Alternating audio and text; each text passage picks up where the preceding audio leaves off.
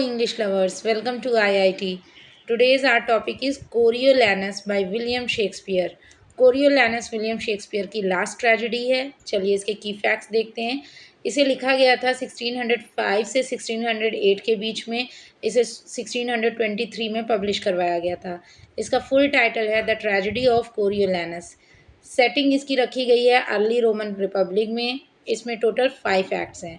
Background में ऐसा कुछ ख़ास नहीं है, बस इसमें जिस टाइम की स्टोरी को दिखाया गया है उस टाइम पर समाज 2 पार्ट्स में बटा हुआ था, एरिस्टोक्रेट्स एंड प्लीबियंस। प्लीबियंस कौन होते थे? जो कॉमन पीपल होते थे, आम जनता, उन्हें प्लीबियंस बोलते थे। एंड एरिस्टोक्रेट्स जो कुलीन तंत्र होता था उसे हम एरिस्टोक्रेट्स बोलते थे। चलिए आगे हम स्टार्ट करते हैं अपनी स्टोरी।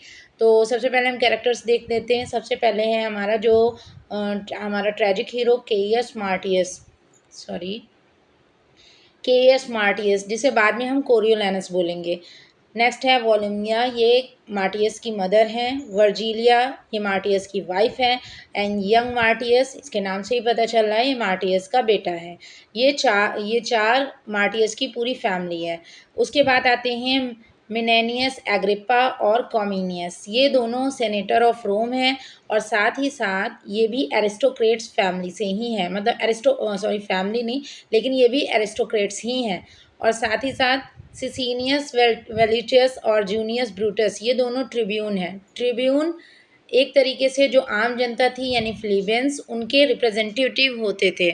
और ट्यूलियस ऑफिडियस ये रोम का दुश्मन है, ये रोम पर अटैक करता रहता है। और लास्ट में जो कोरियोलैनस है उसका ट्रैजिक एंड इसी के शहर में जाके होता है। कैसे होता है ये हम स्टोरी में देखेंगे। So let's begin. तो प्ले की शुरुआत में हम देखते हैं कि जो फिलिबियंस हैं यानी कि जो रोम की आम जनता है वो अकाल और भुखमरी से बुरी तरह परेशान है। इस पर जो एग्रिपा ये एक एरिस्टोक्रेट ज़रूर है, पर ये एक अच्छा एरिस्टोक्रेट है। साथ साथ कोमिनियस, ये दोनों अच्छे एरिस्टोक्रेट्स हैं, मतलब जनता का ख्याल भी रखते हैं। इसके अपोजिट जो हमारा मेन ट्रैजिक हीरो है मार्टियस यानी कोरियोलैनस, वो भी एरिस्टोक्रेट्स है, लेकिन उसे अपने एरिस्टोक्रेट्स होने का बहुत घमंड है और वो जनता से बिल्कुल भी अच्छा व्यवहार नहीं करता है। और उसको इसी तरीके से पॉलिटिक्स में तो अच्छा व्यवहार बहुत ज़रूरी होता है। सबका चापलूसी करना, सबको चिकनी चुपड़ी बातों में फंसाना, यही ज़रूरी होता है। और वो इसका ट्रैजिक फ्लॉ है कि उसके अंदर ये चीज़ें नहीं हैं, यही उसके ट्रैजिक एंड का कारण बनती हैं। तो हम आते हैं स्टार्टिंग पे। तो एग्रिप्पा और कॉमिनियस, ये आपको याद रखना है, ये अच्छे कैरेक्टर हैं।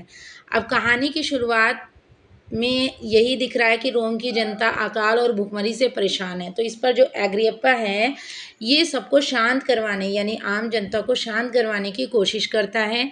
और जो लोग होते हैं वो इसकी बातों से प्रभावित होकर शांत हो भी जाते हैं। लेकिन वहाँ पर आ जाता है हमारा हीरो मार्टियस। और जब वो आता है तो वो वहाँ पर चिकनी चुपड़ी बातें तो कर नहीं पाता। वो उसके मन में जो भी होता है वो साफ साफ जनता को बोल देता है। और उसे कहीं ना कहीं ये लगता है कि वो जनता इसी लायक है, उसके साथ ऐसा ही होना चाहिए। और वो ये सब बोलता है जिससे जनता क्या होता है, भड़क जाती है। और जैसा कि हमने बताया कि ये जो कोरियोलैनस है इसको अपने एरिस्टोक्रेट्स होने का बहुत घमंड है। और ये जनता से यही कहता है कि जो भी फिलिबियंस के साथ हो रहा है वो यही डिज़र्व करते हैं। अब यहाँ पर फिलिबियंस यानी कि जो कॉमन पीपल हैं वो इससे बुरी तरीके से नाराज़ हो जाते हैं। किससे? मार्टियस से।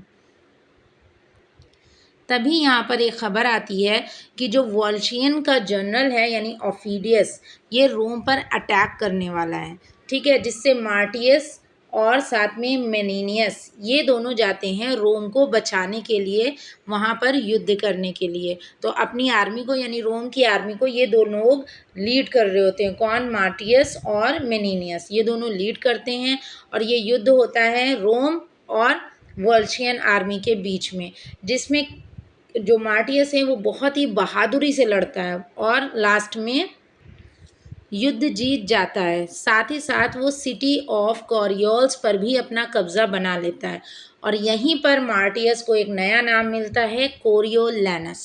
ठीक है, जिस नाम पर ये हमारा प्ले है, ये हमारी ट्रेजेडी है। तो अब ये सीन को यहीं क्लोज करते हैं। ये युद्ध वाला सीन ख़त्म हो गया है, मार्टियस को नया नाम मिल गया है और वो जीत गया है। अब दूसरी तरफ रोम में जो वॉलुमिया हैं, यानी मार्टियस की जो मदर है, वो मार्टियस की बहुत ज़्यादा तारीफ़ करती हैं और वो साथ ही साथ मार्टियस को रोमन काउंसिल बनाना चाहती हैं। लेकिन जो प्लीबियंस हैं, यानी रोम की जनता, वो कोरियोलैनस को बिल्कुल पसंद नहीं करते। और हमने बताया था ना कि रोम में फुल डेमोक्रेसी तो नहीं है, लेकिन जनता के हक में, जनता के हाथ में ये अधिकार है कि वो अपने जो रोमन काउंसिल हैं उनको चुनने के लिए वोट दे सकती हैं। लेकिन अब जो कोरियोलैनस है उसे जीतने के लिए वोट चाहिए, लेकिन जनता उसे वोट क्यों देगी? क्योंकि जनता के प्रति उसका व्यवहार तो बहुत बुरा है। इस पर कोरियोलैनस अपनी माँ के कहने पर जनता के सामने जाता है और अपने वो ज़ख्म दिखाता है जो उसे युद्ध के दौरान मिले थे, और लोगों को अपनी बहादुरी के बारे में बताता है, जिससे पब्लिक, हमारी भोली भाली पब्लिक हमेशा की तरह कन्विंस हो जाती है और इसे रोमन काउंसिल बनाने के लिए राज़ी हो जाती है। लेकिन अब यहाँ पर बीच में टांग अड़ाते हैं ये दो लोग, यानी जो ट्रिब्यून्स, सॉरी, ये दो लोग नहीं, सिसिनियस वेलिटस और जूनियस ब्रूटस, ये दोनों जो ट्रिब्यून थे, मैंने बताया था ये जनता के रिप्रेजेंटेटिव थे, तो ये दोनों टांग अड़ाते हैं। वो जनता को याद दिलाते हैं कि क्या तुम लोग भूल गए कि कोरियोलैनस ने हमारे साथ कैसा व्यवहार किया है? अगर हमने इसको अपना काउंसिल बना दिया तो ये हमारी सबसे बड़ी गलती होगी। इस पर जनता को ट्रिब्यून्स की बातें सही लगती हैं और वो कोरियोलैनस को अपना काउंसिल बनाने से इनकार कर देती है, अपना सपोर्ट करने से कर देती है। और हमारे कोरियोलैनस में एक और ट्रैजिक फ्लॉ है उनका कि ये बहुत ही ज़्यादा शॉर्ट टेम्पर्ड हैं। Let me take the pencil. ये बहुत ही ज़्यादा शॉर्ट टेम्पर्ड है, यानी इनको बहुत जल्दी गुस्सा आ जाता है।